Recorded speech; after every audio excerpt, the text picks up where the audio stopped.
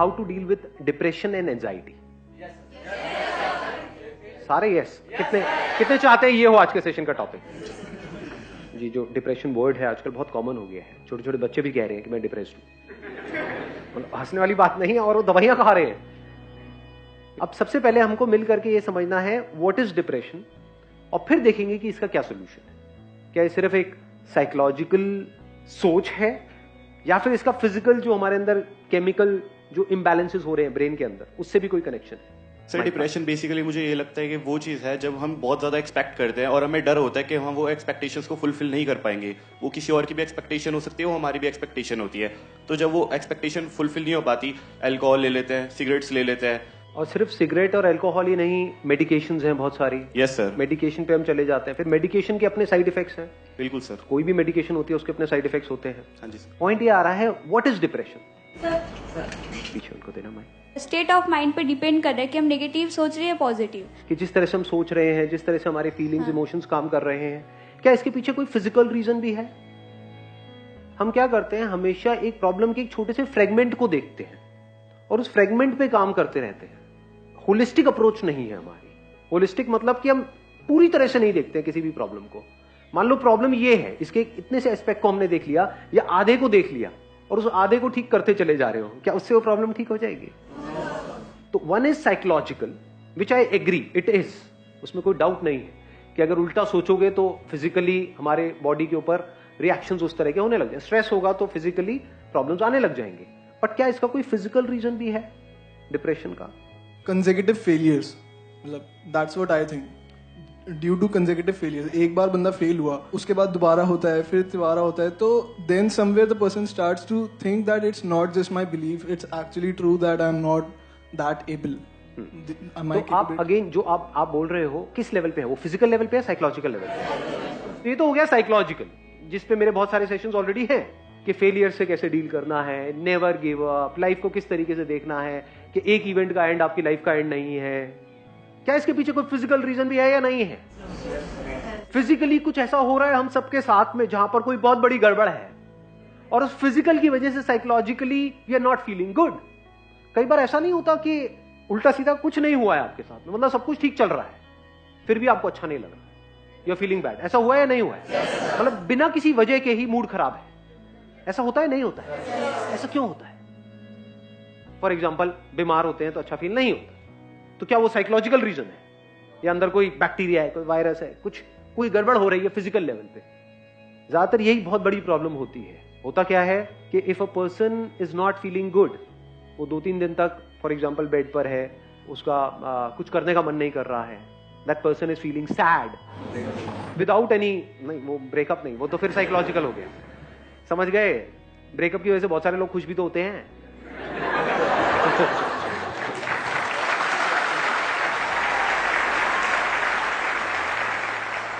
ध्यान से समझ लेना, आप किसी डॉक्टर के पास में जाओगे तो वो साइकोलॉजिकल पे ज्यादा ध्यान नहीं देगा। वो क्या करेगा, फटाफट से अपना वो निकाला, उस पर लिखा ये खा लो, तो वो किस लेवल पे काम कर रहा है? फिजिकल। और एक्चुअल में साइकोलॉजिकल लेवल पे आपको खुद काम करना होता है, कोई और आपके लिए नहीं कर सकता है। बाहर से कोई कितना भी बोलता रहे, चाहे वो डॉक्टर बोल रहा है, चाहे मैं बोल रहा हूं, चाहे कोई और बोल रहा है, इतना फर्क नहीं पड़ता है जब तक कि आपके खुद के अंदर से ना आ जाए कि मुझे अपनी थिंकिंग को चेंज करना है। तो साइकोलॉजिकली अपने आप को कैसे ठीक करना है, वो किसके हाथ में कंट्रोल है? पूरी तरह से आपके हाथ में है। पहले तो इसको अच्छे से समझ लो। जिसने सोच लिया कि नहीं अब बहुत हुआ, अब मुझे आगे बढ़ना है लाइफ में, 1 सेकंड में बाहर, मतलब 1 महीने तक बैठ करके रो रहे थे, ऐसा होता है लाइफ में? नहीं होता है। कि कुछ गड़बड़ हो गई, पड़े हुए हैं, अरे यार सब खत्म हो गया, सब बर्बाद हो गया, अब कुछ नहीं बचा है, अब तो कुछ हो ही नहीं सकता है, मेरी जिंदगी झंड है, ये सब उल्टा सीधा अपने आप को बोले चले जा रहे। एकदम से एक मूवमेंट नहीं आता है, चल खड़ा हो, आगे बढ़ यार, कोई बात नहीं, क्या हो गया, और एकदम से सब कुछ बदल जाता है। इसको बोलते हैं साइकोलॉजिकल। उस वक्त अगर फिजिकल भी जो हमारी बॉडी का जो केमिकल लोचा है वो हमारा साथ दे तो और अच्छा हो जाएगा। यही तो दवाइयां करती है, जो डॉक्टर्स दवाइयां देते हैं उससे क्या होता है, अंदर जो फिजिकल लेवल पे गड़बड़ हो रही होती है उसको वो संभाल लेते हैं, उसके भी सिम्टम्स को संभालते हैं, कॉज को नहीं। आज हम कॉज पे जाने वाले हैं। दोनों में फर्क समझ आ रहा है? कुछ सिम्टम्स हैं। सिम्टम्स क्या होते हैं फिजिकल लेवल पे? कुछ तरह के केमिकल्स हैं जो रिलीज होने चाहिए हमारे अंदर ब्रेन में, फॉर एग्जाम्पल सेरोटोनिन है, डोपामीन है, कॉर्टिसोल तो स्ट्रेस हार्मोन होता है बेसिकली। कुछ ऐसे केमिकल्स हैं जो रिलीज होने चाहिए, वो रिलीज नहीं हो रहे हैं, तो you are feeling bad without any reason. उसके साथ में कुछ और भी उल्टे सीधे थॉट्स चल रहे हैं, तो और एक साइकिल घूम रही है। उन थॉट्स की वजह से और बुरा लग रहा है, जितना बुरा लग रहा है और थॉट्स आ रहे हैं। जब मूड खराब होता है तो कैसे गाने सुनने का मन करता है? समझ रहे हो ना क्या हो रहा है? और जितने सैड गाने सुनते हो क्या होता है? और सैड। और जब मूड बहुत बढ़िया होता है तब कैसे गाने सुनने का मन करता है? एनर्जेटिक। समझ रहे हो ना ये कैसे एक दूसरे को इंपैक्ट करता है, फिजिकल और साइकोलॉजिकल। इन दोनों को अगर हम समझ पाए और इन दोनों लेवल्स पे अच्छे से काम करें, तब जाकर के इस प्रॉब्लम का हम एक्चुअल में परमानेंट सॉल्यूशन निकाल पाए। अब इसको ध्यान से समझ लेना, मतलब फिजिकली क्या गड़बड़ होती है, कुछ ऐसे केमिकल्स हैं जो रिलीज होने चाहिए हमारी ब्रेन में, वो नहीं होते हैं, जिसकी वजह से वी स्टार्ट फीलिंग बैड। और कुछ ऐसे केमिकल्स हैं जो रिलीज नहीं होने चाहिए, फॉर एग्जांपल कॉर्टिसोल, वो रिलीज होता चला जाता है, स्ट्रेस हार्मोन भी बोलते हैं उसको। तो ये मेडिकेशंस क्या करती है, उसको ब्लॉक करती है, जो रिलीज नहीं होना चाहिए, और जो होना चाहिए उसको आर्टिफिशियली क्रिएट कर देती है, वो रिलीज होने लग जाता है, तो आपको अच्छा फील होने लग जाता है, दवाई लेते एकदम से अच्छा फील होने लग जाता है। बट क्या ये परमानेंट सोल्यूशन है? बीमारी का इलाज करने के दो तरीके हैं। एक है बीमारी के जो सिम्टम्स हैं सिर्फ उसका हम इलाज करें, एक है बीमारी की जड़ को काट दें। फॉर एग्जाम्पल गाड़ी में आपके फ्यूल नहीं है और आप साइकोलॉजिकली बड़ा अच्छा सोच रहे हो, मुझे वहां जाना है, ये मेरा गोल है, ये मेरी मैं इतनी स्पीड पे चलाऊंगा, सारा प्लान बना लिया, गाड़ी में फ्यूल ही नहीं, दबाए चले जा रहे रेस।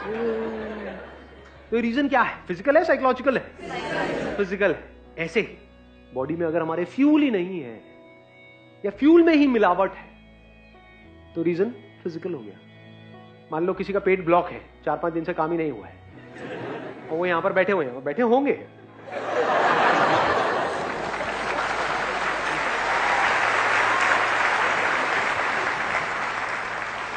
क्या वो ढंग से समझ पाएंगे कि मैं बोल क्या रहा हूं? सब ब्लॉक हुआ पड़ा है। आयुर्वेदा क्या कहता है? हर बीमारी की जड़ क्या है? पेट है। ये पता है हमको? क्योंकि जो भी फ्यूल चाहिए हमारी बॉडी को, चाहे ब्रेन को चाहिए, चाहे और ऑर्गन्स को चाहिए, कुछ भी चाहिए, यानी जो हम खाते हैं उसको एनर्जी में कन्वर्ट करने का काम कहां पर होता है? यहां पर होता है। तो अगर पेट हमारा ठीक काम नहीं कर रहा है तो ब्रेन कैसे ठीक काम करेगी? लगाओ दिमाग। मैं bachelor of Ayurvedic medicine surgery का स्टूडेंट हूँ, मैं एलोपैथी भी पढ़ता हूँ। तो जब आप आज बात कर रहे थे तो मेरे माइंड में सारी वही ड्रग्स आ रही थी, anti depressant, anti sedatives, anti hypnotics, जो आजकल डॉक्टर्स देते हैं। हाँ। सबसे पहले सर आपने जो एक बात बोली ना कि रूट, वो मेन चीज वही है। मैंने काफी पेशेंट भी मेरे क्लिनिक पर आते हैं, मेरे फादर भी डॉक्टर हैं डिप्रेसेंट के। तो हम लोग क्या करते हैं, उन्हें एंटी सेडेटिव जो ड्रग है हमने उन्हें दे दी, जिससे कि माइंड रिलैक्स हो गया। अब क्या है, बंदा सो गया, तो उस बंदे को ये सोचना चाहिए कि जो मैंने मेडिसिन ली है आखिर वो कर क्या रही है। वो ये कर रही है ना कि वो मुझे सुला रही है, तो क्यों सुला रही है, डॉक्टर क्यों कर रहा है ऐसा? वो इसलिए कर रहा है ताकि आप जो है सोचे ना, माइंड आपका ज्यादा ना सोचे, ओवर थिंकिंग। जब आप ओवर थिंकिंग में पहुंचते हैं ना तो ये सारी चीजें आपके साथ होती है, तो सब कुछ स्ट्रेस्ड आउट हो जाता है। Stressed out. देखो क्या होता है, जब हम बहुत ज्यादा सोच रहे होते हैं, सोचते रहते हैं, सोचते रहते हैं, सोचते रहते हैं, तो अगर आप ध्यान से ऑब्जर्व करोगे ना अपनी बॉडी को, बॉडी कॉन्ट्रैक्ट होने लग जाती है। जब भी आप बहुत ज्यादा सोचते हो तो सब कुछ कॉन्ट्रैक्ट होने लग जाता है। ऐसा होता है, नहीं होता है? ये जो मेडिकेशन है क्या करती है, जो चीज एक तरीके से सिकुड़ गई है, कॉन्ट्रैक्ट हो गई है, उसको थोड़ी देर के लिए रिलैक्स कर लेती है। ऐसे ही होता है? यस सर, यही होता है। एक स्टेप और आगे बढ़ते हैं आप, और बताओ। हाँ, तो सर यही कंडीशन ना, जैसे कि अब आप एंटी सेडेटिव ड्रग ले रहे हैं, तो वो जब आप लॉन्ग टर्म के लिए ले लेंगे ना, तो एक कंडीशन वो आएगी सर, आपको उतनी डोज से नींद नहीं आएगी फिर। ये इसका साइड इफेक्ट, ये इसका साइड इफेक्ट जो आप सर बात कर रहे हैं, डोज बढ़ानी पड़ेगी। हाँ, डोज बढ़ानी पड़ेगी। तो इससे क्या होगी कंडीशन, आगे के लिए हमारे लिए बहुत प्रॉब्लम हो जाती है उस ड्रग से। और एक प्रॉब्लम और है मेडिकेशन में, वो भी मैं यहाँ पे क्लियर कर देता हूँ। मेडिकेशन क्या कर सकती है, एक तो जो आपकी बॉडी स्ट्रेस्ड आउट हुई पड़ी है, ब्रेन स्ट्रेस्ड आउट है, आपके ऑर्गन स्ट्रेस्ड आउट है, उसको रिलैक्स कर दिया। दूसरी तरफ से ये क्या कर सकती है, आपको उठा सकती है, कुछ ऐसे केमिकल्स रिलीज कर सकती है जिसकी वजह से आप एक्साइटेड हो जाओगे। ये दोनों ही स्टेजेस अगर नेचुरल ना हो तो खतरनाक है। जैसे कि सर कैफीन होती है, हाँ, जैसे कि हम लोग चाय पीते हैं तो उसमें कैफीन होता है। हाँ। तो कैफीन हमको हैप्पी हार्मोन्स रिलीज कराता है, एक स्पाइक हमको देता बहुत है। अच्छा लगता है। हम लोग क्यों कहते हैं चाय पीनी है, हमको चाय पीने के बाद अच्छा लगता है, हाँ। उसमें कैफीन होता है। हाँ सर यही सब। राइट। हाँ, एक मिनट रुको, अभी हम और बात करेंगे। नहीं, सही है, क्योंकि टेक्निकली भी बात हो रही है ना। Is over thinking a problem? It is not a problem. क्योंकि कुछ भी काम आपको करना है तो आपको सोचना पड़ता है। क्या लगता है ये जो एथलीट्स हैं, क्रिकेटर्स हैं, जब ये खेल रहे होते हैं, इनकी थॉट प्रोसेस किस लेवल पे चल रही होती है? तेजी से सोच रहे होते हैं, बहुत धीरे सोच रहे होते हैं? तो speed of thinking is not a problem, thinking is not a problem. अगर उस थिंकिंग में कॉन्फ्लिक्ट है तो प्रॉब्लम है, अगर उस थिंकिंग में क्लैरिटी नहीं है तो प्रॉब्लम है। क्लैरिटी है तो जितना मर्जी सोच लो, कोई दिक्कत नहीं है। जैसे अभी ये सेशन हमारा चलने वाला है, मान लो जितनी भी देर तक चलने वाला है, अगर ये पूरे दिन भी चलता रहे तो मुझे कोई दिक्कत नहीं है। I will not feel tired. तो मैं अभी सोच रहा हूं या नहीं सोच रहा हूं, या फिर रिलैक्स पड़ा हुआ? हाँ, क्या बोल रहे हो भैया? ऐसा तो नहीं है ना? आपने बोला, मैंने सोचा, यहां से मैंने कुछ बोला, आपने बोला, तो कम्युनिकेशन चल रहा है। एक के बाद एक हम लेयर्स को हटाते चले जा रहे हैं, मतलब थिंकिंग बहुत ही डीपर लेवल पे चल रही है। तो उसकी वजह से क्या मैं टायर्ड फील कर रहा हूं? नहीं। जितना थिंकिंग में क्लैरिटी आती चली जाती है, हम कॉन्ट्रैक्ट नहीं करते हैं, एक्सपैंड करते हैं। तो कभी भी ये मत समझ लेना थिंकिंग प्रॉब्लम है। तो इन मेडिसिन की वजह से क्या हो रहा है, हो सकता है आपको थिंकिंग की जरूरत हो, और माइंड इतना रिलैक्स हो गया है, कुछ करने का मन ही नहीं कर रहा है। दूसरी तरफ से ये क्या कर सकती है मेडिसिन, आपको एक्साइटेड कर सकती है। वो जो केमिकल्स अंदर जा रहे हैं ना, उसकी डोज बढ़ाते चले जाओ, इतने एक्साइटेड हो जाओगे, इतना फड़फड़ा जाओगे, होश भी नहीं होगा कि कर क्या रहे हैं, मतलब जरूरत से ज्यादा खुश हो जाओगे। और जब भी आप जरूरत से ज्यादा खुश हुए हो पास्ट में, अपने एक्सपीरियंस के बेस पे बताना, तब आपके साथ लाइफ में ज्यादा अच्छा हुआ है या बुरा हुआ है? तो जरूरत से ज्यादा एक्साइटमेंट भी बुरा है, जरूरत से ज्यादा रिलैक्सेशन भी बुरा है। अब जरूरत कितनी है ये कौन डिसाइड करेगा आपके लिए? क्या कोई डॉक्टर? क्या कोई दवाई? या आपको खुद को पता होना चाहिए? ब्रेन कैसी होनी चाहिए? जो ना डल हो ना ओवर एक्साइटेड हो, नॉर्मल एक स्टेट में हो। नहीं तो प्रॉब्लम इसकी एक बहुत बड़ी क्या है कि इन मेडिसिन की वजह से जो एक्साइटमेंट हमको मिलता है, लोगों को उससे अटैचमेंट हो जाती है। फिर एक नॉर्मल स्टेट भी होगी, माइक लेकर के बताना मैं ठीक कह रहा हूं गलत? यस सर, बिल्कुल सही बोल रहे हैं। हाँ, फिर अगर एक नॉर्मल स्टेट भी होगी, जैसे एक बंदे की एक नॉर्मल स्टेट है, उसमें अगर उनको लाया जाएगा तो वो कहेंगे इसमें मजा नहीं आ रहा है, थोड़ा और बढ़ाओ डॉक्टर साहब। तो उसका परमानेंट सोल्यूशन क्या है, उसके बारे में हमको सोचना है। अभी मैंने एक फ्यूल का एग्जांपल आपको दिया था। हमारी बॉडी के लिए फ्यूल क्या है? फूड मतलब क्या? What is food? What do you call as food? Burger, pizza? What do you mean by healthy food? Physical activity से तो फ्यूल बर्न होगा, उसके बाद में हमको फ्यूल चाहिएगा। नहीं तो अगर आप फिजिकल एक्टिविटी करो और फ्यूल ढंग का ना लो तो फिजिकल एक्टिविटी भी आपके लिए नुकसान करेगी। तो अभी हम बात कर रहे हैं फ्यूल का। What is fuel for our body? जो हम खा रहे हैं सुबह से रात तक, वो पैकेज फूड जो खा रहे हैं, जो आपको बेचा जा रहा है, जो आपके सो कॉल्ड सेलिब्रिटीज आकर के एडवर्टाइजिंग कर रहे हैं, जो वो खुद नहीं खाते हैं बट आपको खिला रहे हैं, वो फूड है। पसंद क्या है, यहां से ऑनलाइन यहां से ऑर्डर कर दिया, वो आ गया, चले चले जा रहे हैं। अब फिर कह रहे हैं सर आपकी बातों का असर नहीं होता है।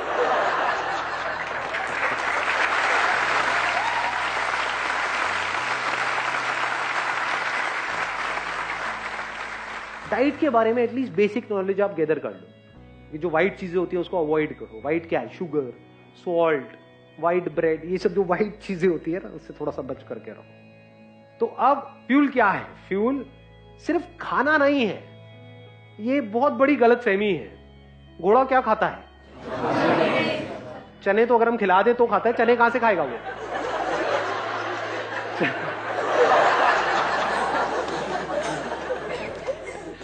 घास खाता है। दम होता है घोड़े में? नहीं होता है। तो घास खाने का कर दी ना घोड़ों वाली बात।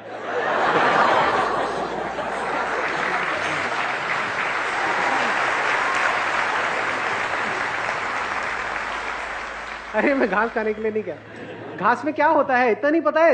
मतलब कोई साइंस बैकग्राउंड से नहीं है? क्लोरोफिल नहीं होता है? क्लोरोफिल मतलब क्या? कहां से बनता है वो? सनलाइट से।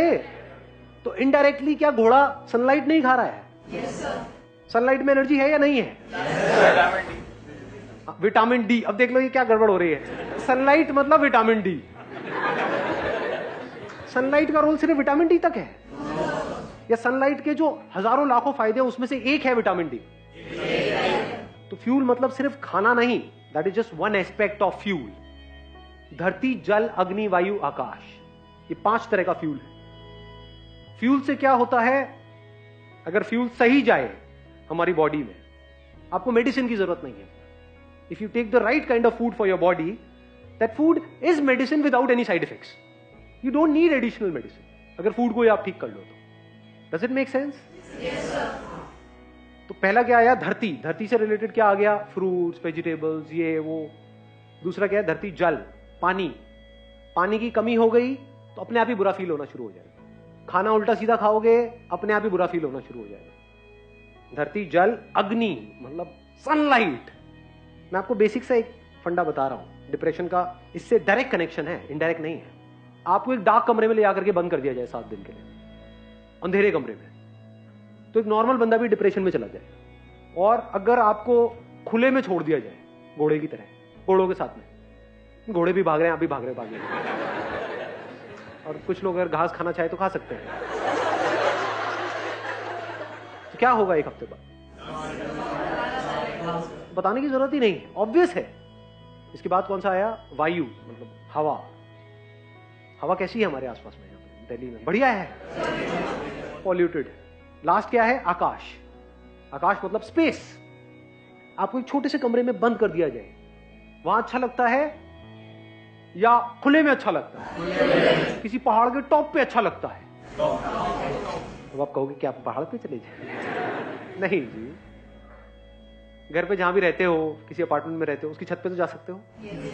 वहां पे छत पे जा करके अच्छा लगता है? तो क्या स्पेस फ्यूल है या नहीं है? इस पे हमारा कितना ध्यान है? या ध्यान है सिर्फ और सिर्फ थॉट्स पे? नंबर 1 थॉट्स कि मुझे ये करना है, वो करना है, वो करना है, मेरे साथ ये हो गया, वो हो गया। दूसरा, अब मैं इसको ठीक कैसे करूं, ठीक कैसे करूं, ठीक कैसे करूं। I am not too sure आप में से कितनों को एक्चुअल में पता भी होगा कि हेल्थ की जो पीक स्टेट होती है वो कैसी होती है, जब बॉडी, माइंड, इंटेलेक्ट और जो हमारी बाकी की सारी एनर्जीज है वो परफेक्टली काम कर रही होती है। नेचुरोपैथी के कुछ सेंटर्स हैं वर्ल्ड वाइड, इंडिया में बहुत सारे हैं, और बहुत ही रीजनेबल रेट पर है। कोई भी दवाई खाने से पहले डिप्रेशन एटलीस्ट 7 दिन के लिए, मिनिमम 7 दिन के लिए, 7 दिन के लिए जाओ जहां पे खाना ढंग का मिले, पानी अच्छा मिले, हवा साफ सुथरी हो, सनलाइट मिले। उसके अलावा और भी बहुत सारे वहां पे ट्रीटमेंट्स होते हैं, मिट्टी विट्टी पूरा लगा करके लिटा देते हैं कहीं पर भी। ऐसा ना हो कहीं जाओ और मैं भी साथ में, सर आप भी।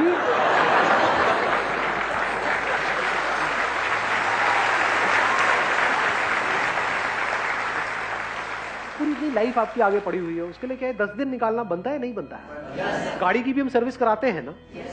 अपनी कितनी बार आपने एक्चुअल में सर्विस करी है अपनी बॉडी की? करते ही नहीं, इसकी तो कोई बात ही नहीं होती है। बात क्या होती है? टॉप करो, ये करो, वो करो। इट्स ऑल अबाउट करो करो करो करो करो। तो करके भी इन खच्चरों का कुछ होता नहीं है, और रोने लग जाते हैं तो सर ये तो कर लिया लेकिन, सर लेकिन, सर लेकिन, लेकिन।